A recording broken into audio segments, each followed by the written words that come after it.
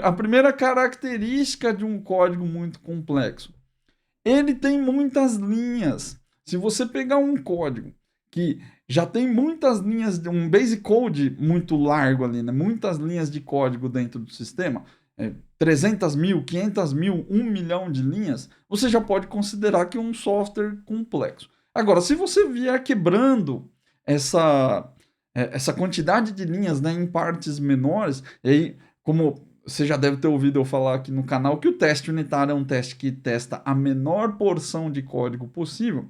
Se a gente vier desmontando o seu software de muitas linhas, lá de 1 milhão de linhas, né, em pedaços menores, o menor pedaço que você vai cair são os métodos. E aí, se você pega um método para fazer teste unitário que tem mais de 20 linhas, mais de 30 linhas, ele provavelmente já deve ser alguma coisa mais complexa de mexer.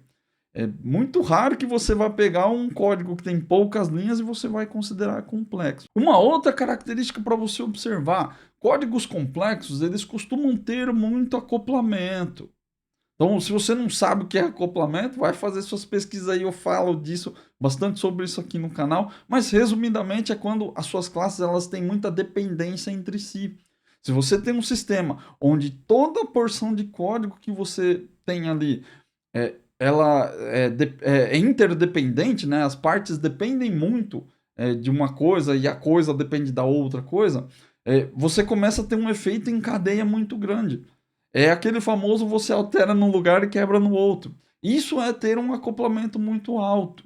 Não é uma característica desejável do software. A gente dá preferência na orientação a objeto a ter um acoplamento baixo. Se o seu sistema tem um acoplamento muito alto, ele provavelmente é difícil de mexer também, e ele é complexo. Uma outra característica, software complexo é difícil de entender. E esse ser difícil de entender, às vezes parece que é subjetivo, mas não é. Olha só, tem muitas coisas que estão ligadas ali a ser difícil de entender. Então, por exemplo, se você tem muitas linhas dentro do mesmo método, ele provavelmente vai ser mais difícil de entender. Eu acho que é muito difícil você bater o olho em um método que tem duas linhas e não entender exatamente o que ele faz.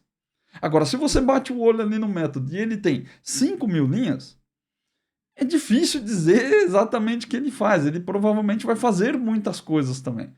Então, se ele tem muitas linhas, ele por consequência acaba sendo difícil de entender. O acoplamento às vezes também leva a dificuldade de entender o código. Né? Seu código ele é muito grudado uma coisa na outra ali e você começa a ter vários desvios dentro do código para você entender. O código não é fluido. O acoplamento ele não deixa o código ser fluido, não consigo ler o código e diretamente, né, entender o que ele faz. Eu vou parar numa dependência e eu vou até a dependência para entender. Às vezes a dependência não tem um nome muito bom também. E aí você não sabe direito o que ele faz só de ler. Precisa ir lá consultar o código. E aí, quando você entra nesse primeiro método, esse método chama um terceiro método. E aí que chama um quarto, que chama um quinto. Quando você está lá no quinto nível de dependência que você desceu para ler, você não lembra mais para onde tem que voltar.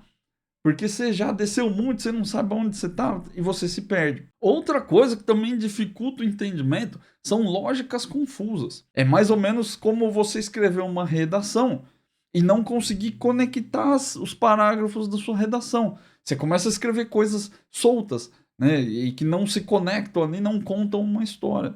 Quando você vai ler o código é a mesma coisa. Se a pessoa não consegue montar uma estrutura lógica, né, uma lógica fluida que seja fácil de ler ali, às vezes fica realmente difícil de entender uma lógica fuzzy, né? Como a gente diz na programação, difícil de entender. Então são três características aí que vão mostrar para você que o código está difícil de entender. E se o código está difícil de entender, é muito provável que ele será difícil de testar também. Então, o teste unitário, ele sempre vai ser um reflexo do seu código da aplicação. Se o código da sua aplicação está difícil de entender, provavelmente seu teste também vai ser difícil de entender. Ou vai ser difícil de fazer esse teste aí. Né? Se o seu código está muito complexo, seu teste vai ficar complexo também. Se o seu código tem muitas linhas, seu método tem muitas linhas, o seu teste provavelmente também vai ter muitas linhas. Então o teste unitário, ele geralmente é um espelho do seu código da aplicação. Você acha que está difícil de testar, provavelmente tem um problema lá com o seu código original. Ele está muito difícil, ele está muito complexo, tem muitas linhas.